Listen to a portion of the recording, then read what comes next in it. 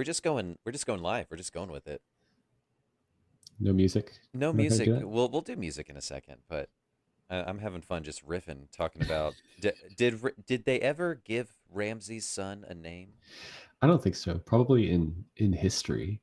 But for the purposes of this movie, no. He's one of those he's one of those characters who exists to die, It's one of to those prove a dead point. kids, just dead kids.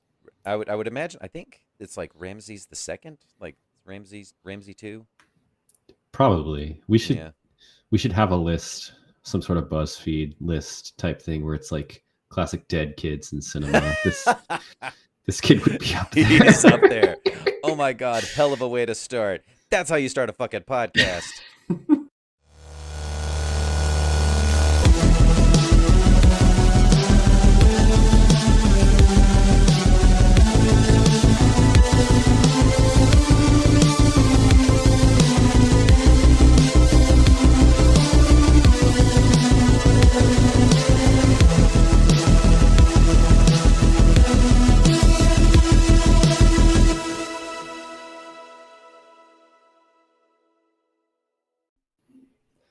Hello, everyone, and welcome back to Uncultured Universe. We are the podcast where two friends show each other movies, shows, and anything else in between that they need to see, hear, or experience in order to get a little more cultured. I'm your host, Joe, and I'm joined as always by the uncultured Justin. Today, we will simply, in fact, be playing with the big boys. It's 1998's The Prince of Egypt. Oh wow, this is from 1998. This is from 1998. Did you think it was like sooner or further back? I thought it was sooner. I thought this was like in the 2000s and the early aughts. Yeah, because it looks amazing. It's so Um, crisp. It's so crisp. can I just say I like that in these latter days of our podcast, we're just constantly introducing new format changes, seemingly at random. I love a cold open. Why haven't we been doing a cold open every single time? You know what? Funnily enough, we're calling back to like our first like two episodes we did where we did a cold open. We started I, with cold opens. I think those whole episodes were cold open. Did we have any like musical effects on those It episodes? took a few episodes to get to our musical opening. So yeah, so we're harkening back to our early days. We've done the full transition of like infant to, and when you kind of revert back, back to diapers kind of a thing. We're doing what we've done at the beginning. Is that what infants do? Like go back to diaper? Oh, you As mean you like get old older, people? old Yeah, people, yeah, yeah. they need I got care. you. Yeah, I'm with you. What a hell of a transition to talk about this movie. Hell of a transition. We're talking about life and death. So naturally, we are talking about the Prince of Egypt. Justin, this is one I have been excited about for a Clamoring, while, clamoring. and we decided to end our podcast, and so I had to get this one in like Indiana Jones with his hat just right under the door Yeah, before our final big explosion of an episode. our final climax. Yeah.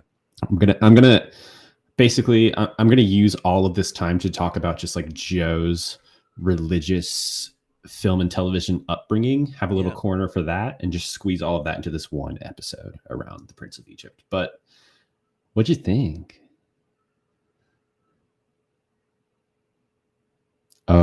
Oh, buddy, your volume is completely cut off right now. Is it? Oh, that's There you better. go. There you go. You're back. I was admittedly apprehensive. Uh huh. Um, Uh huh. it's like Joe's taking us to church, Give me and some more of that. Joe's taking us to church, y'all. We're going Uh, Old Testament.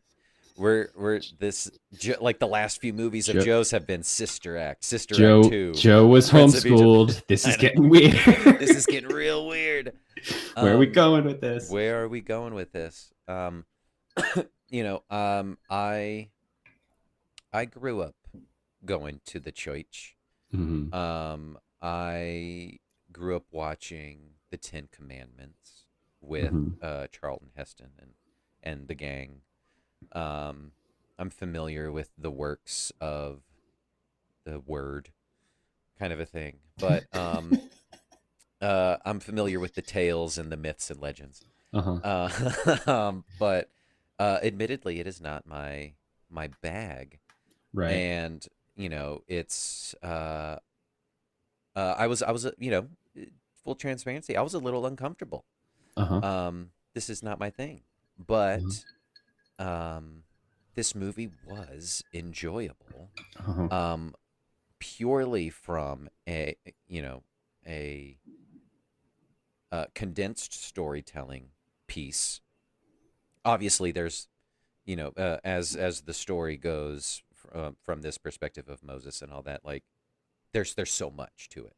There's heaps to it. So it's interesting that they took this one slice from it, Hmm. um, and they kind of teased some of the other stuff towards the end that he's probably more better known for, or depending on who you look at or who you're asking. But from the storytelling point of view, but also from the visuals, I super dug this movie just in the way that it looked. The cinematography Oh, in some we're of these shots are orgasmic. we're gonna get into how this camera fucking Fucks. moves in this Yeah. movie. Um, I you know me. I usually have like one big Joe theory about any big Joe thought about any movie, and I save Yeah. it for the end. But I think we should touch on it now. Yeah. Let me tell you my theories here. So I too was a little apprehensive revisiting this because like I think that when you talk about like religious movies, particularly like Christian movies, almost in the same way you think about like Christian rock or something like that, Yeah. there's a, I think especially in this day and age for folks like us, there may be a bit of like a cringe factor Sure. in that, if that Yeah. makes sense. And so I definitely grew up with movies and TV shows and musics like that, not to a crazy extent, but was in the radius of that. So we Mhm. watched like Veggie Tales, stuff like that. Yeah. Are you Right. familiar? Hmm. Um, and my my big theory going into The Prince of Egypt and movies like it that I could mention is like, first of all, it's kind of weird that it is this very religious movie coming from like kind of a blockbustery studio like DreamWorks, even though they were still getting a handle on like their animation studio. And so I was like, okay, thinking through that, and then I landed on like there's religious movies and then there's movies about religion, and I think this for me is maybe the latter. Yeah. Whereas like this isn't a movie where it's like everyday life and they kind of sprinkle in overtly like religious or specifically like Christian themes, which can seem kind of clunky and kind of Sure. like lower quality. Yeah. This is a movie about a moment in religious history, but I think it's approaching it from a place that isn't necessarily like, oh, the creators are trying to convert me to he, to the Hebrew religion, you know? Right. Right. Yeah. um, Yeah. There. And I kind of appreciated that a little bit of like it's just like it's I don't know. We'll kind of also go into like my overall thesis and kind of overall thoughts right off the bat of like this is kind of there's like no rules. there's no fucking rules. This is kind of like the MCU-ification of what they were trying. Even though this is years prior. Uh-huh. Um, that was kind of the vibe that I got from it. Uh, Tell me more. it's like Explain yourself. this is like Moses's origin story, Uh-huh. and it's the rise of Moses kind of a thing. And they're teasing and they're showing like little highlights of like the origin of Passover, Yeah. and like fun like callbacks to previous stuff from the different books in the Bible or whatever. And then also like towards the end, like once he parts the Red Sea and they get to where they need to go, and he comes down off the mountain and he has the two tablets for the Ten Commandments in it, but they don't even gloss over that because like it's the end of the story. It's like that's later. That would come up in Prince of Egypt 2, Two Prince to Egypt, or Just like and it would tease and it would be like Ramses will return, or Moses will return, and it would, do other stories. Um, We truly are saving our best for last on this podcast. I'm obsessed with that take. yeah, I think you're onto something there where like the same like whatever the fuck screenwriting instinct is present here that would hmm eventually evolve into, oh, we're going to tease Hulk at the end of this movie. yeah, um I think, yeah, I think you've got it exactly right. Is like this movie is structured in the same way as a Marvel movie where you have this, you take this character, you put him into these scenarios that completely upend expectations, and you give him like his beginning villain to defeat while also like establishing his weird little superpower origins yeah. that he could then grow. Like in the second Prince of Egypt, he'd have to like lose access to God. That would Oh, be like yeah. his. It's a classic Spider-Man 2 Which I'm scenario, sure Iron Man 2. happens maybe at some point. Doesn't he have to like? Oh, wait, I don't know. Do I'm conflating my do you my. want to talk about it? Because like I kind of know what. How much do you know? We're gonna back it all the way. We're backing it all the way We're up. backing it all the way up. Let's start at the beginning here. How much do you know about like the Bible and particularly this part of it as a concept? Like, so specifically the Book of Exodus. Yeah, Not too much outside of like if I really like kind of stretch my brain thinking about the movie The Ten Commandments. right. Um, So I'll tell you, I was raised Catholic, which you may think is like super religious, and you'd be right, but we're not necessarily like studying and quoting the Bible as much yeah. as people would think. So I probably have never like read through the entire book of Exodus here. hmm But I do know what happens after this movie is done, and it's insane. Do you want me to tell you? Tell me. Yeah. So so they get through the parting of the sea. I think it's the Red The Sea or Red Sea. Yeah. yeah, one of those. And they end up in this like new land. It's not the promised land yet.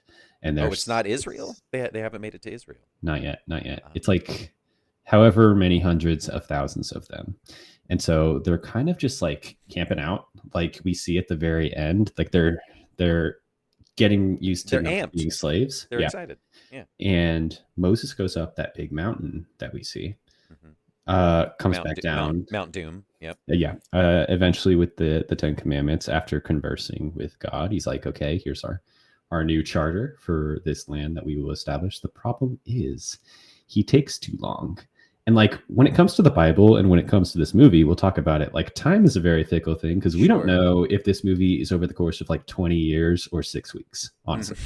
Mhm. Um, so like him taking too long could mean like he was up on that mountain for like a year, you know? Right. Um, and so he takes too long, and the people down below start to like get distracted, and they start to think like we still want to like honor God in a way, but maybe there are better ways to do it. And what they land on, and I'm paraphrasing so hard here, they start worshiping a golden calf statue, Oh which shit. is not great. And That's like so one of the rules, right? Like, don't do that. yeah, yeah, and like his sister and brother, like Miriam and Aaron, are like in on it. I believe. No. Please, no one correct me if I'm Oh my completely wrong God. about this. Betrayal from Sandra Bullock and Jeff Goldblum. Yeah, and they think they're like doing the right thing, but then Moses gets like really mad, and God gets really mad, and like he's like, because you guys did this, like no, you're not going to be able to go to the promised land to everyone. And so they have to walk around the desert for 40 years because of that. And like Oh shit. like a lot of them like don't get to go to the promised land. Like I don't think Moses goes to the promised land. I don't think like Miriam and them go to the promised land. It's like for their kids now. And so they Damn. are like banished after they get out of slavery and do Yeah. all of this stuff. They do this one thing wrong, and it's like, well, See. now you're going to be a lesson in the religious textbook. Yeah. And you can't be like, I guess they're free like in the desert, but they don't get to come to the promised land because of See, that. classic Old Testament God, just always moving the goalpost. So if they did establish like a Prince of Egypt 2, it would be insane. They would they would have to like Empire Strikes Back, like it's like the stakes are higher, the lows are lower. Yeah. Luke, I am your father, Yeah. God, that kind of stuff. Crazy. So that's what like literally what's happening in the final scene of this movie when he's like holding the 10 commandments and looks out over the crowd. Like that's what it is. Down below, they're worshiping Mubi. They're like dancing around and doing fire and stuff. Yeah. They're worshiping Mubi. Yeah. You know what they DreamWorks did instead? So they made Shrek. They pivoted away from, well, first of all, yes, they did make Shrek at the same time as this. But they saw the success of Prince of Egypt and followed up with a direct-to-video Joseph King of Dreams movie, which is like, like, have you ever heard of like Joseph and like the multicolored dream coat, like on Broadway? It's that whole thing where like it's another biblical story. I think it takes place after ? It might be before. It's maybe someone related to Moses, but it's like it's a similar animation style, but like slightly crappier because it's direct to video and they maybe rushed it out. And it's about like this guy who has a bunch of brothers and his dad loves him most, and so his brothers decide to like sell him into slavery, I'm pretty sure. Classic. And so it's like similar theme, similar location. Ben Affleck is Joseph, I think. Oh no. Yeah. the casting director or whoever for these movies apparently is turning out is just like obviously it's 1999. No one's learned their lesson yet of like, hey, this story about definitely brown people, maybe we shouldn't have an all white cast. Oh yeah. Like, fully hear you. Have we ever covered a movie that has a more stacked cast than this movie? But this movie is fucking stacked. I'll cover it real quick, but like I'll cover it in my stats too. This movie stars Val Kilmer, Ralph Fiennes, Michelle Pfeiffer, Sandra Bullock, Jeff Goldblum, Danny Glover, Patrick Stewart, Helen Mirren, Steve Martin, and Martin Short. Like, insane. What was going on in that recording booth? The Steve Martin and Martin Short as essentially the who are the two goons from Hercules? Oh, the Pain and Panic. Pain and Panic. Yes, there's always just like a tall one and a short one. A tall, skinny, and a short and fat. Yeah. Like as soon as that came on, Ryan was like, "Is that Steve Martin?" And that's when we had to stop and look at the cast list, and she's like, "Holy shit! Just look at inescapable voice." Like, Martin Short sounds weird in this, but it's like definitely Steve Martin. Yeah, it's crazy, the casting. Val Kilmer, Batman. Does a great job.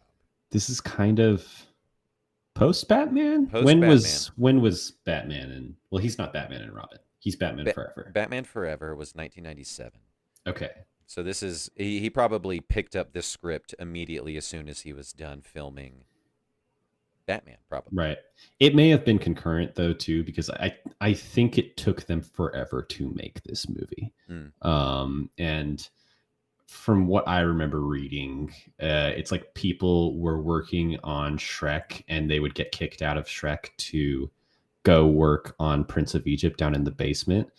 That may be opposite, but like there was some sort of relationship there where like Shrek and Prince of Egypt were being worked in the same building at the insane. same time. Can you imagine the alternate universe where Shrek doesn't do as well, but Prince of Egypt does? Yeah. And now there's a Prince of Egypt land at Universal Studios. There's Prince of Egypt 4D, but like it's still Farquaad's ghost for some reason. Yeah, it's the same ride, but like you're riding through the desert on the. They're like, why is there chariot. a stone dragon in this? Yeah, it's crazy. Could you imagine? Gingerbread and Prince of Egypt. Yeah. Do you know the Son of God? So all right. Well, we'll get into it. Let's kind of talk through what was your knowledge of this movie before watching it? I conflated it a little bit in my brain of like I know this isn't El Dorado, but like the Uh-huh. road to El Dorado, but like Uh-huh. is it? Maybe not. Like that same kind of time frame of animation, even though that was Disney, right? No, that Dis was DreamWorks. So you're absolutely correct. That El Dorado was like one of the follow-ups to Prince of Egypt in terms of uh, like 2D animation. well, but like way different style, way different look Yeah, and yeah. feel. Still kind of like a there's kind of a grossness to El Dorado that's like very DreamWorks and not Disney. Hmm. We definitely grew up on the road to El Dorado too. That movie rocks so much. So like I was picturing that in my head, but I remembered the logo, like Mhm. the Prince of Egypt, and kind of like sort of the styling of the human characters. Right. It's kind of Tim Burton-esque, like the elongated faces. It's Um, I'm glad they went for like a very distinctive art style here, and everything's not just like Pixar people have made of clouds type stuff. yeah, Um, that would be a really uncomfortable movie. This, even though it's like it's hyper realistic or whatever, mhm. it kind of lends itself to more of the grounded, gritty realism that they're kind of trying to portray.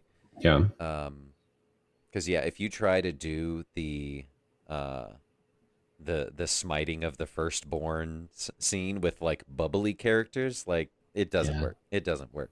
It's just like the movie Soul. They just have like little bubble souls just like going up into the Yeah, they just heavens. Bloop. Tina yeah. Fey's there. Um, let me give you some stats, and then we can kind of break this movie apart and talk Yeah, through it because there's yeah. like definitely some favorite parts I want to talk about. There's some stuff. We're talking about Prince of Egypt. It's directed by Brenda Chapman, Steve Hickner, and Simon Wells, starring the aforementioned stacked cast of mostly white people, apart from Danny Glover. Um, it was released in December of 1998. It made 218 million against a budget of I'm gonna say 100 million. The internet gave me a range, but I'm gonna say it's on the high range of that just because it looks pretty good. Yeah, why not? Was nominated for 2 Oscars, famously won Best Original Song for When You Believe. Which one was that one? Was that? Oh, that was the. That's the ending song That's the end one. where Yeah. Mariah Carey and Whitney Houston have a duet version of it. Oh, of course. Yeah, you get those two in there. Oh my God, You're Justin, have taking you home not the Oscar. heard? Oh, you Uh-uh. okay. Well, we're gonna listen to that after this. Um, so this movie, I like that it starts right off the bat saying like this is an adaptation of the Book of Exodus, which is really cool for like a child's animated movie. Hmm. And then also saying like this isn't really a direct adaptation of the Bible because if they did that, I think it would be like even darker still, and also like these I don't think there's this level of like emotion, humor, obviously in the Bible, but like a lot of the character relationships are new to this movie, I would Yeah. say. Yeah. But I like that they say like they think they've captured like the kind of the emotional truth of the story Yeah. as part of this, even though like liberties have been taken, which I think is an interesting way to begin, where it's like we're obviously producing this child's animated movie of this kind of dark story about slavery and death, Yeah. but there's these like powerful themes throughout that we are also incorporating into our movie, and that's where the adaptation comes in, not necessarily in like the scene by scene screenplay. Hmm. Yeah. The dynamic, going back to the MCU-ness of it, this movie is kind of like the first Thor. Mm-hmm. You have the brother dynamic between Thor and Loki, is Moses and Ramses. One's adopted, one doesn't belong, one of these things is not like the other, one is ascended to the throne, the other one is not. But Mm-hmm. that's kind of where the similarities dissipate. Although, like his main first, you know, nemesis he needs to defeat is his own brother, kind of a thing. I see it. Yeah. Yeah, it's totally there. I mean, keeping that like MCU thought going. It's not necessarily MCU, but like I was thinking through like, oh god, now I want to see like a full on Marvel animated movie too. And then I realized like the Spider-Verse movies Oh are out yeah, there right now, yeah, which is interesting to think about in terms of like the mixture of animation styles that those movies have been like so successful with. Because again, after 2 decades of like very entertaining and endearing Pixar Dreamworks slop that looks like pavement on yeah, people's yeah, faces, like that's what made those Spider-Verse movies pop so much, is because like it was a bit of a return to dynamic two-dimensional animation, obviously with 3D elements involved as well, which yeah, is it's interesting to think of this movie as like the start of that arc yeah. that Right. goes to the Spider-Verse movies, because this is obviously using very notable 3D new animation techniques in certain areas to enhance the 2D elements. Right. um and so you get a lot of stuff with like water and like weather disaster plague events that are like three-dimensional techniques within this 2D space that I think aren't as clunky as you think they would be for For 1998. for 1998, 1999, the visuals and the crispness of Mm-hmm. some of those larger scale things. Um, first, I'm picking up on like as soon as the title credits start to happen, and Mm-hmm. it's like that wispy kind of air sort of thing, and I was like, oh, this looks really cool. Yeah. And then like smash cut to get the story going, but it's setting up of like, oh, there's like some gritty realness to this. um and it's definitely apparent in all the sand scenes. um the it's it's so cool looking. It looks so impressive. it's telling this like not like fairy tale, but like this ancient fable, but it definitely doesn't open with like the book opening up and like narration. Like it drops you into straight up Egyptian slavery quite off the bat. Yeah. And so you have this like intense and visceral opening song, and this is where I start to think, like watching it, like formulating my other theorem about this movie is like almost every scene in this movie does more than it has to like get the message across. Like you'd get kind of like lower quality movies, animated movies these days, that are just like, oh, the camera's staying in place and we're passing it back and forth between people. The way that the camera moves and like emotions are portrayed, cinematography is portrayed, like the mise en scène of it all, like Oh. where things are placed within the scene is insane in some of Oh, the shots of this movie. the one I'm taking away that as soon as I saw it, I was like, I see what they're about to do, and it's really cool. Mm-hmm. And I think they mirror it um in a couple different scenes, but there's one where it's Pharaoh, I think. Mm-hmm. Um, I don't remember his name, but Ramsey's dad, The older Seti. Seti, the older one.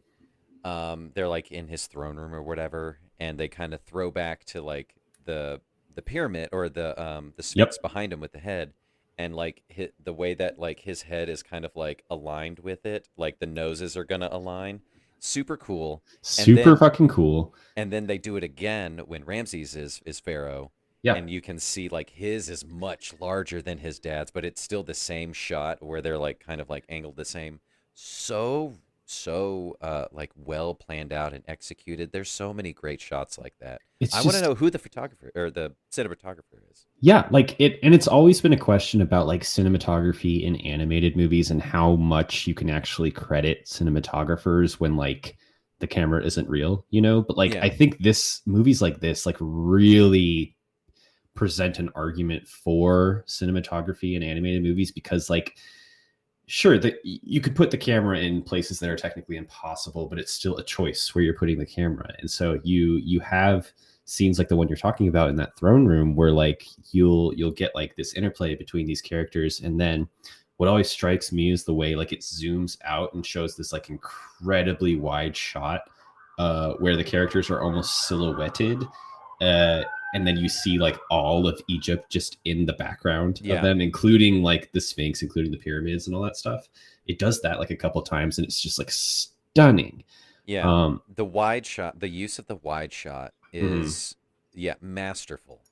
And it feels, in for a lack of better word, it just feels biblical because it just It feels humongous. it feels biblical. They're playing off of like you're saying, stuff like the Ten Commandments, where everything used to be like an epic in Yeah. the 50s. You know, all these biblical epics, and they have to kind of show you how big and grand Egypt is while keeping you ostensibly like in this one city that doesn't Yeah. seem to be like super huge in any way. Hmm. Um, and I don't even know if the city's named in this movie. Like they just talk about like Egypt as a whole and not necessarily like I don't know Cairo what or the yeah, I don't yeah, know. like what the city would actually be called in this case. I don't know. Um, Another shot that like expertly got across the point of scale and grandiose mhm. is the parting of the Red Sea at Oh the my end. Like god. I knew that that was going to happen, I mean, yeah. and like it's gonna like whatever it's gonna look like how I think it's gonna look, but it takes it to like 10x the level. And I either it's the camera shot or the scaling or another wide shot or something, but like it just feels insanely, insurmountably huge the way that the waves just explode up into the air. It Really cool. feels it feels 40x.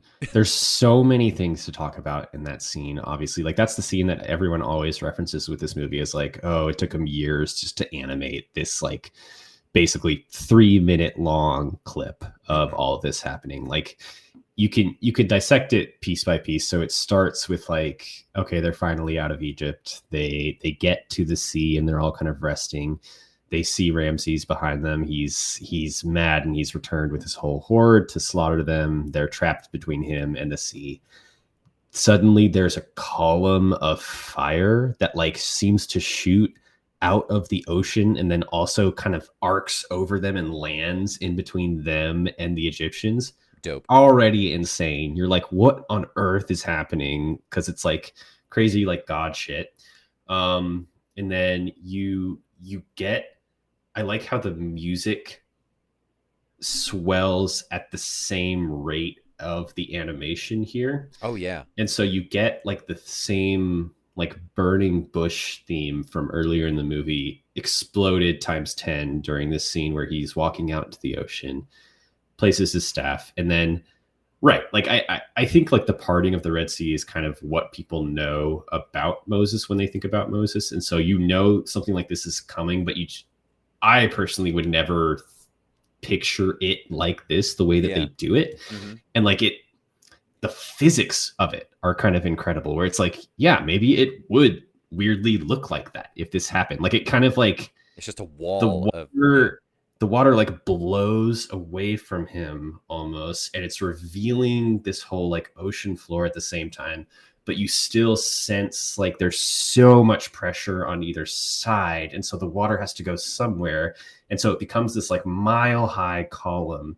And then they they start to walk through, and again, one of the scenes that I just like love so much that they just straight up did not have to do is there's like the massive wide shot of all of the Hebrews walking through this space between the waters, and you get this wide shot, and it's like something out of like the Jurassic World movies where you get like lightning going off and you see the Hmm. lightning through the water. It exposes like this smaller fish. It flashes again and it's like this massive Giant fish whale. behind it. Yeah.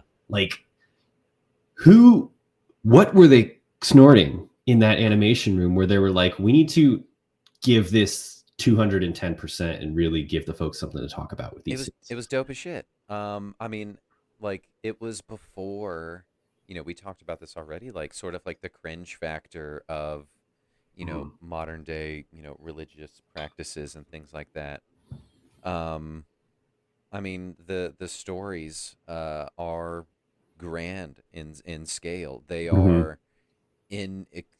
inexplicable. They are, I mean, and that's, according to the book, that is the nature of God, it is supernatural in a way.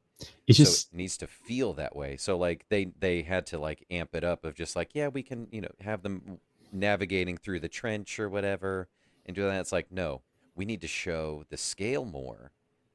Just give them a silhouette of a fucking blue whale on the yeah. other side.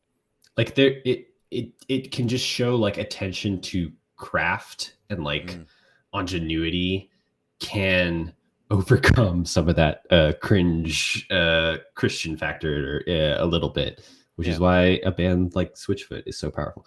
Yeah. Um, And and shout out, like shout out Switchfoot. Shout out Under Oath. Shout out all these post-hardcore Christian bands. it's just like the the movie like makes good use of like incredible film techniques first and foremost before you Oh yeah. even get to like the subject matter itself, which I think is really cool. And so we know this, uh, going through this, we're talking about how like this movie succeeds on like a visual level.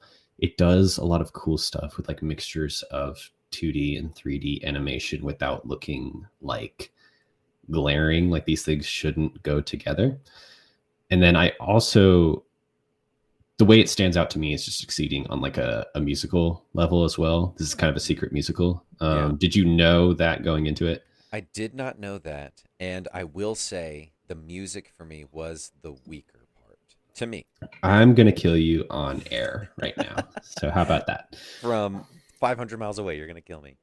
Um, it felt the music to me felt Broadway-esque. It felt like They that do have a Broadway show for the Prince of Egypt, so that makes sense. amazing. So it feels like that there was some sort of disconnect, I think. To me, again, this is me. This is my opinion. I'm entitled to it. You and no one else. Go on. This is only mine. Where I think it misses for me in some parts is I wrote it down, the eye lip syncing of some of the songs. Explain that. Um, During Moses's "I Want" song, um, Okay. he's like emoting with his face and his eyes, but his mouth, like you can tell his mouth wants to say the words. He's kind of pantomiming some of the things, and it's It's kind of disorienting. I don't enjoy it. it's animated. What are you talking about lip syncing? He's not saying the words. Oh. His character literally isn't saying the words that like the voice is singing, and Okay. that's where it disconnects for me. Okay. So you're talking about his where he's running, he's just like found out the truth about his life. He's doing his like His "I Want" song. his sad run. Yeah. Yeah. Okay. Okay. One of the weaker ones. I'm not going to give you an inch here, but I'm one of not the saying weaker I'm not ones. saying that song in particular, but it's like they do it a couple other times. Um, where there's a big song number and they're following a character and it's supposed to be from the character's point of view, or Uh-huh. it's the character's whoever is singing, They but do they it in the don't sing the words. Yeah. Plagues song, Mm. which is probably my favorite of these, mainly because let's take a little redemptive corner here. Come for a Yeah. walk with me, Yeah. Yeah. and we'll see if we can win the audience back here. Yeah. Mm-hmm. Um, I love whoever sat down and was like, okay, listen, we got this kind of duet going here between Ramses and Moses. We really gotta show a bunch of history between these brothers while Yeah. also showing the conflict that is now in front of them. Story Val's got a beats. lot on his plate. Yeah. He's got a lot of press going on for Batman Forever. We heard Batman Forever is going to be big. That'll probably help with the press of this movie. Will. I have heard that Rafe knows how to sing a little bit.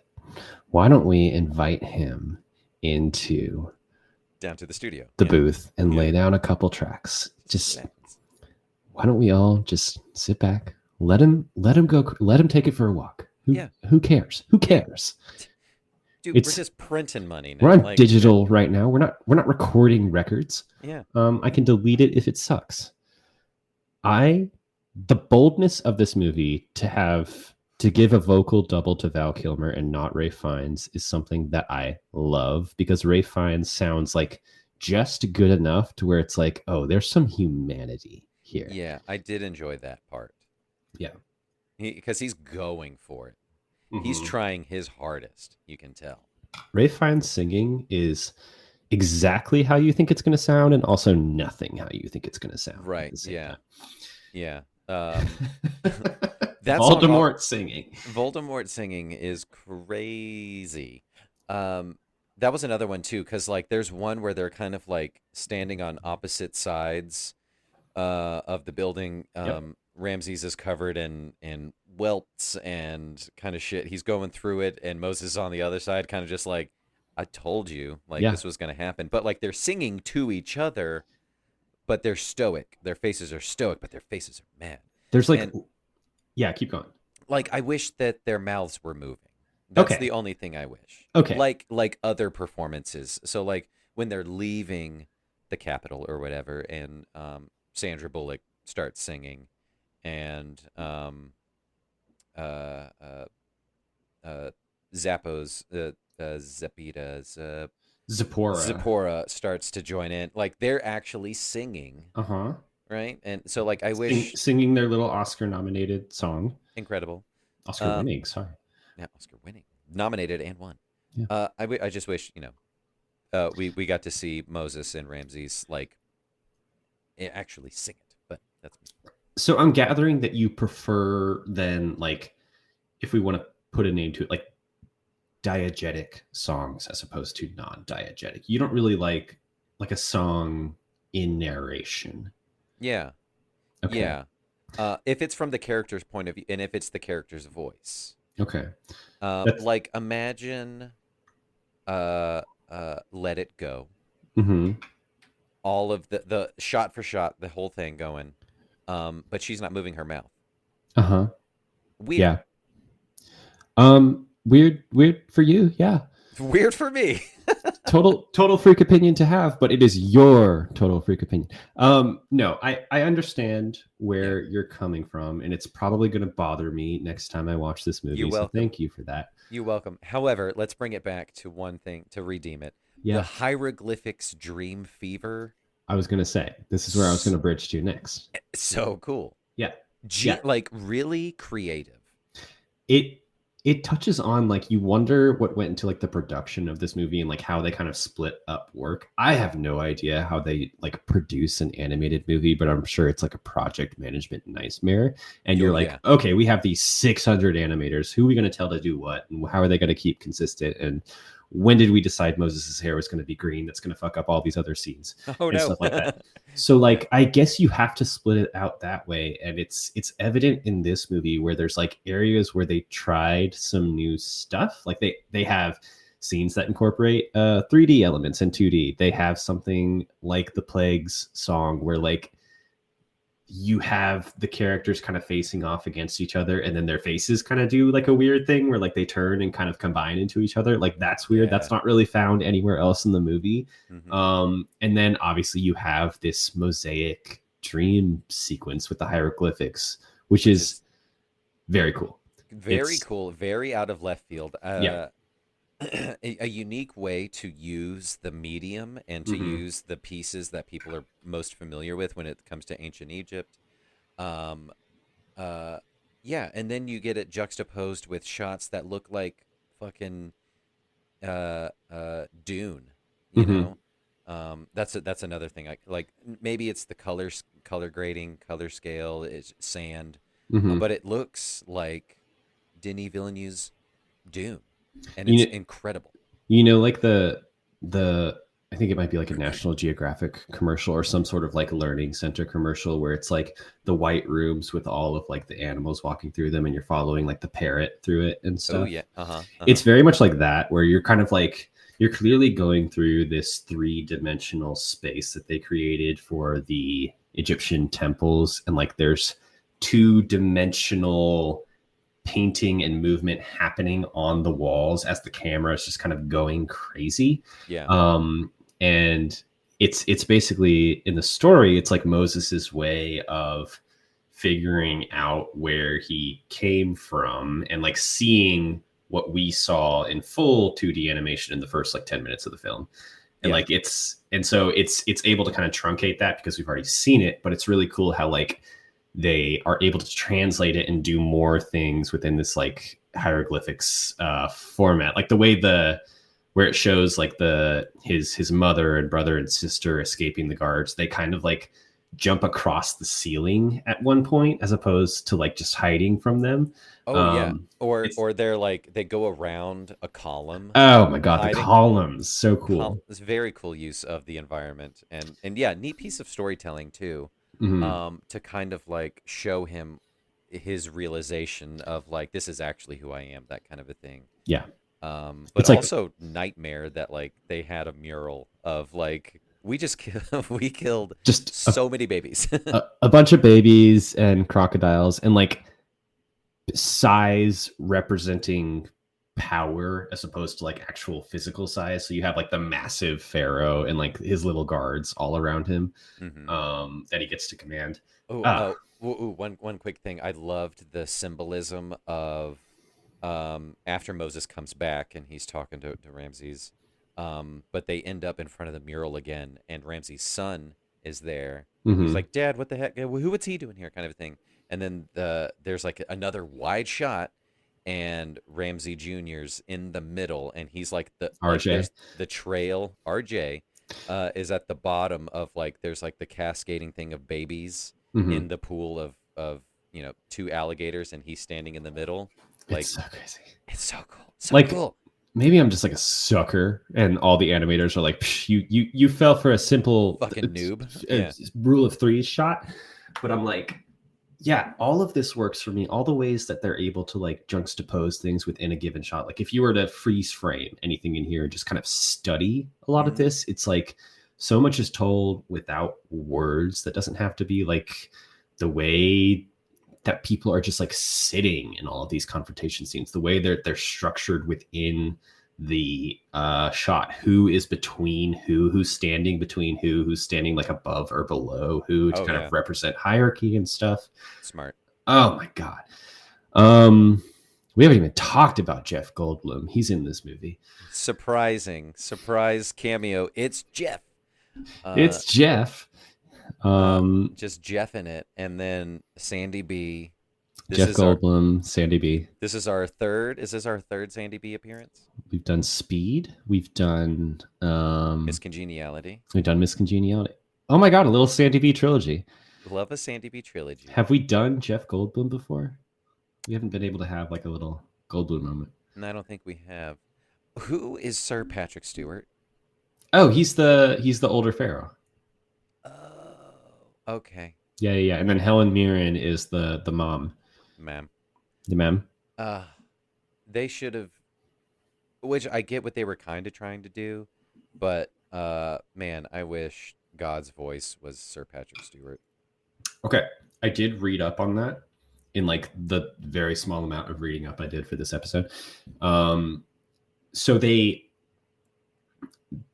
animators had the creators of the movie had kind of an issue where it's like, okay, it's 1998. How the fuck are we going to like represent God's voice in this child animated movie that's not going to like offend anyone Hmm. or be like over the top, under the top? We're thinking about like biblical epics of the past, and they landed on Val Kilmer doing the voice because it would kind of be the closest to what they could think of as like Moses is hearing the voice that he hears in his head anyway, but like magnified times a million. And Sure. so it would have to be his own voice kind of reflected back at him in that way.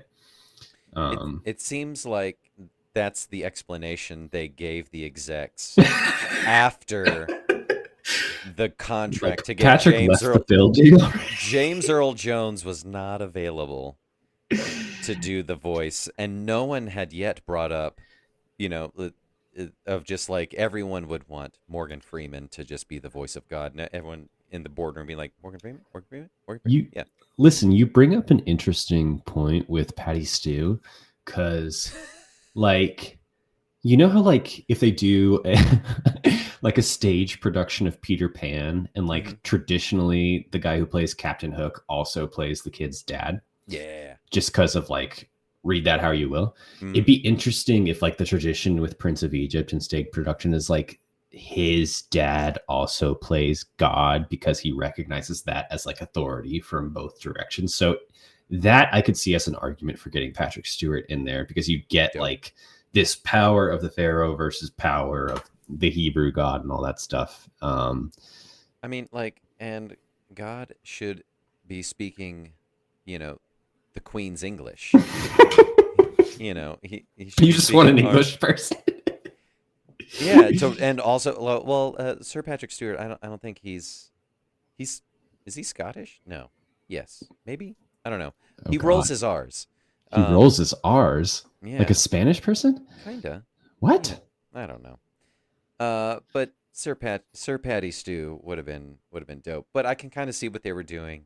Mm-hmm. To me, it was like, oh, okay, they're going with Val Kilmer's voice, whatever, because like that's what he would want to hear, or maybe that's kind of like how it's interpreted or whatever. Or the skeptic side of being like, oh, this only makes Moses seem like a crazy person. That is a read here. Yeah. It's like, I heard the voice of God. What did he sound like? Well, he kind of sounded like, well, my voice. He sounded like what Okay. it would sound like if you were shouting to yourself in a cave and it echoed back to you. Right. Yeah. He's going to be like, have you guys seen Batman Forever? Batman Forever out July 17th. Yeah. This Sounds Butch. exactly like Bruce Wayne. Which, don't get me wrong, I do enjoy Val Kilmer's voice. R.I.P. Val. We haven't mentioned know. it. God damn. The timbre of his voice and the way he delivers, like softness, I think. There's something kind of buttery there. Yeah. It's very buttery. I quite enjoy it. Let's see, a couple other things we talked about. Okay, this will be the last thing we should probably talk about. I got a couple things, but the mechanics of time. Oh, that's what I was going to talk about next. Yes. Great. The passage of time being just like facial hair. Yeah. That's how you know he's been in the desert for, I don't know, a couple weeks, a couple days, years. I want to like poll the audience on like how long they think this movie is in total, and like when they think time passes, because I'm going to be honest, I think this movie covers like decades, 15 to 20 years, kind of easily. secretly. So you have, I mean, not counting like his baby moments, but like, let's say he's like 18 to 20 when he's like at the beginning of this as a young adult. There's maybe like a few years that pass just in those beginning scenes where like him and Ramses are getting in trouble. Ramses is given more responsibility. Moses is given more responsibility. He learns more about himself. Like if we go back to the Bible, I'm sure it'll be more specific here. But like just in terms of like the visual language of this film, a lot of it is told through hair, which is really interesting. Like Ramses' hair in particular, he starts out with his little like side pony, his Zuko little side ponytail, and then he gets rid of that when he's Pharaoh. Looks a lot better. I'm not a fan of the side pony. I was so surprised. This was towards the beginning. The only visual that I remember having of Moses from this movie is when he's younger and like they're first there in the city, and he has that headdress garb on. I thought that was his hair. Right. So when he takes it off and he has that little Prince Caesar cut, when you take it off, you're like, hair? Of course that's not his hair. Whose hair looks like that? Yeah, but it was crazy. such an interesting thing about the passage of time in this movie is like that you don't really see in animated movies much. Just like their bodies change too. Like Hmm. over the passage of time, they get like like bigger in certain ways, or like they get like skinnier in Hmm. certain ways. Like Moses definitely gets skinnier. Ramses gets kind of like buffer, kind of weirdly. He's Once working. He's working it. Yeah. once he becomes pharaoh and stuff, and then there's there's obviously montage moments like the look through heaven's eye, Danny Glover's big song, Yeah. which I don't think he's singing, but like Danny Glover's character, which is a fun one because that covers like a few years at least, because he So goes from many. like Sephora hating him to being married to Sephora to them just like having a little sexy time in their little bedroom. Oh my god. Oh my God. Yeah, I know, um right? and then I also like essentially the second half of this movie just throws away any concept of time. Once he comes back to Europe from being Europe, Egypt. Egypt, God, what was happening in Europe during this time? Once he comes back to Egypt after being kind of in exile, and he's just kind of hanging with the Hebrews, and Ramses just like lets him hang around. Like, where's he staying? He has like all time access to the palace whenever he wants. He just kind of walks in. It's very weird. That period of the movie, which is like 65% to 85% of the movie, Hmm. um, like I have no idea how long it is. And again, Yeah, we could like look this up, but it could be like a week or it could be 8 years. it could be. It could be many, many years. But I mean, depending on like how it's portrayed, as soon as he comes back out of exile, there's R2D2, RJ, little Mm-hmm. RJ's there. Um, RJ. and he's Right. So like it's at least been like 10 years that he's been gone, right? Because that kid's something like that. like 8 to 10, He's right? 8 to 10. But he doesn't age Mm-hmm. while Moses is there and giving his very unveiled threats of like, hey Yeah. man, so like God said you gotta let us go, or he's gonna like kill everybody. So You get the fun Steve Martin and Martin Short song, which we have to mention. playing It's with the just big like boys. Yeah, a fun little animation moment, all the stuff that they do, like going through like the Egyptian gods and the snakes eating each other and stuff. That's fun. pretty dope. Yeah, that was pretty cool. Um, yeah, I like how many swings this movie takes, Big swings. good Yeah, or bad. I'll accept your thoughts on the music, and I'll get to them in 2028, and I'll get back to you. but Um, you reject my prayers. I encourage you to listen to the full soundtrack, just like separate from the animation too, Yeah, because it is quite a bop. Oh fuck! What else did I have? Let's talk about the plagues for like a second, and then we'll get yeah. into kind of end game stuff. So I I forgot about the plagues. I was like, oh yeah, doesn't he like threaten with the plague? And then here comes that's one too many frogs. anytime there's like a movie that does like horror on a biblical scale, it's always about like the plagues and like locusts and stuff swarm with locusts. This was like the original of that. This like Yeah. story of Exodus. That's where all of this comes from. Oh So like yeah. you see it in like the Mummy, you see it in like other horror movies in like the 2000s and stuff. Um, I like.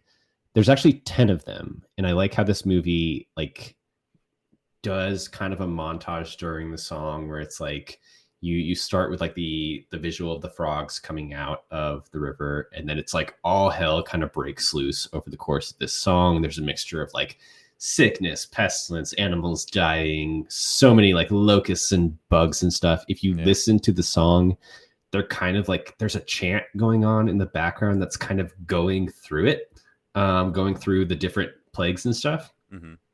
all of it obviously building up to the death of the firstborn by the angel of death. And that's the point where I'm like, if you're making this movie that is being marketed to kids and families, how the fuck Do you do explain you this? do this? Like, and Yeah. so it's interesting how they do it, where it's like it's very, very, very low key, almost to the point of being like monochromatic.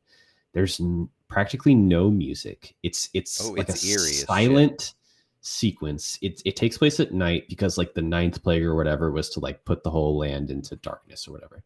And so you have a little bit of narration from Moses at the beginning to kind of cover the blood of the lamb bits and stuff and like protecting the Hebrews. And then it's like this 2 to 3 minute sequence of like a portal opens up to heaven. It looks kind of like Raiders of the Lost Ark. And it's so silent, which is the craziest part. And it's like the way that light works in the scene, it's practically like straight up black versus white colors. And you get moments where it pass over. And then you also get moments where like we're straight up gonna kill this kid that you just saw walking on the screen. I really enjoyed that because it was very creepy, very horror vibes, kind of poltergeisty, that kind of a thing. Because it's like that white tendrily, kind of feels otherworldly, very creepy. But I was like, oh shit, how are they gonna do this? And at first it was like, oh, it kind of like just goes into a house and then leaves, and you just hear just like the like the breath leaving. But then there's another shot where it follows a kid walking inside, and then like his hand just taking out the trash. His hand flops out, and it's just like, oh fuck. If you watch it again, you can actually see like the last place it visits, once it does like the big huge wide shot, it shows it going into the Pharaoh's big palace, right? Which is obviously like it's about to kill Ramses' son. R2. And so R2.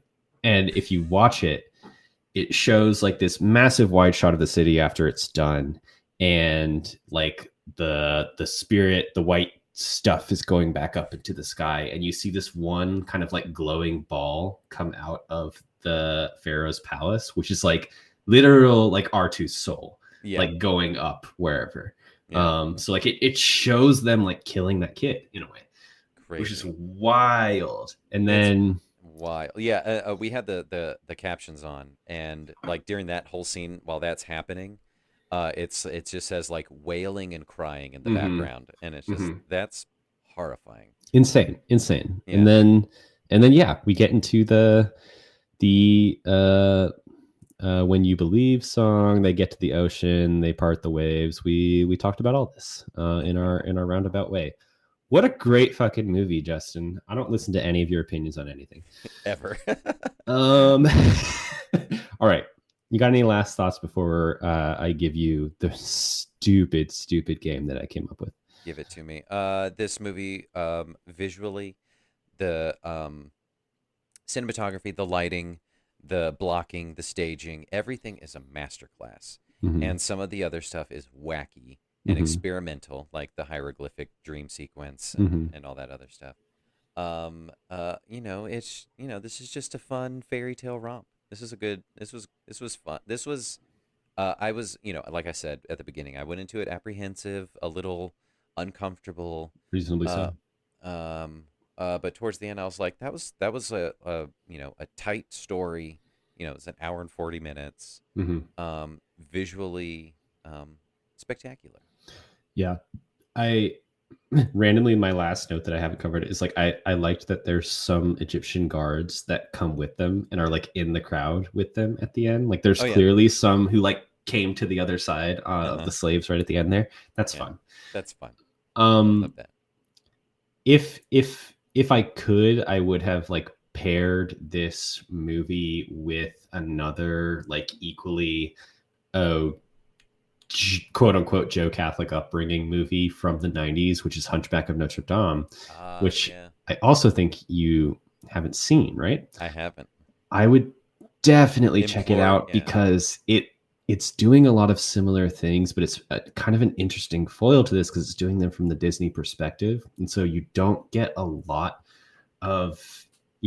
much of like the darkness or the snarkiness, but it's definitely still there.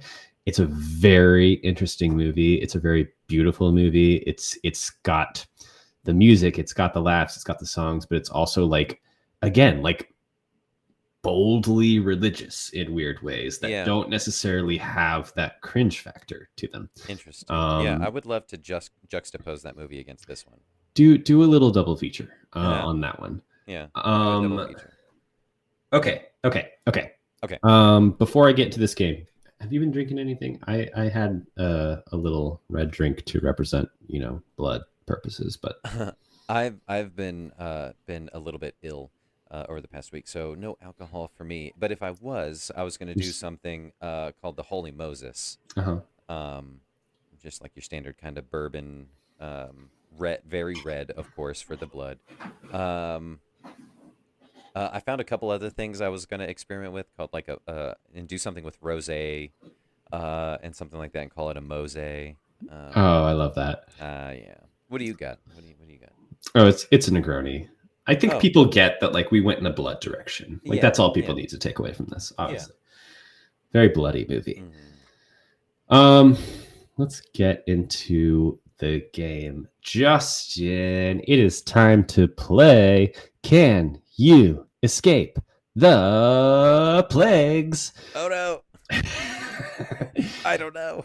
Let me set you up. You are a delightful and handsome time traveler with an eye patch, and through a series of unforeseen circumstances, you found yourself trapped in ancient Egypt right when Moses is called upon the Hebrew God to enact vengeance against the Pharaoh through a series of 10 plagues. Womp Uh-oh. womp. Womp womp. But with your knowledge of history and a little bit of luck, you think you can get through these plagues just fine. Yeah. Shall we give it a try? I'll make it. I'll figure it out. All right, we're going to go through 10 rounds. I'm going to ask you a little trivia question. You're going to give me your best answer, all right? Got it. Yeah. All right. Plague number 1 is happening all around you. The Nile has become a river of blood. Are you picturing it? I'm picturing it. It's red Okay. as shit. All right, here's my question. What should you do if you get someone else's blood on you? Your options are rub it around to evaporate it or wash the area with soap and water. Wash the area with soap and water. Gross. Get your blood off me. You're doing amazing. One down. Okay. Plague 2. Frogs emerge from the river and get everywhere. Gross. What substance can act as a natural frog repellent? Is it tea leaves or coffee grounds? I'm gonna say it is coffee grounds. Correct, Justin. 2 for Yeah. 2. Your instinct was right on that one. All right. Plague number 3. Gnats emerge from the ground and get everywhere as well. In the crack. They kind of ran out of ideas pretty quickly on these. Which of these substances is not a main component of citronella? Are you ready? Uh-huh. Trimethylxanthine, methyl isoeugenol, or limonene? It's the methylamine. The second one. The second one? Uh-huh. Oh, I'm sorry. That is incorrect. The correct answer was trimethylxanthine, of course. Of course. That, I believe, is science for caffeine. Yeah. Don't want that in the candle. Plague number 4. It's okay. Gnats. Gnats I can deal with. Throw some DEET on that. Yeah. Plague number 4. Wild animals and flies attack the city. What should you do if you encounter a coyote in the wild? Should you, number 1, shoot that thing? Number 2, run and throw objects to either side of you if you have them? Or number 3, stay still and try to make yourself as big as possible? That's what you want to do with a bear. I don't think you want to. No, fuck it. You want to shoot that thing. You want to shoot that coyote.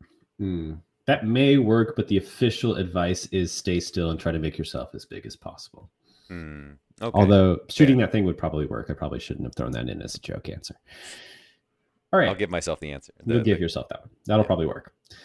Plague 5. Pestilence kills off most livestock.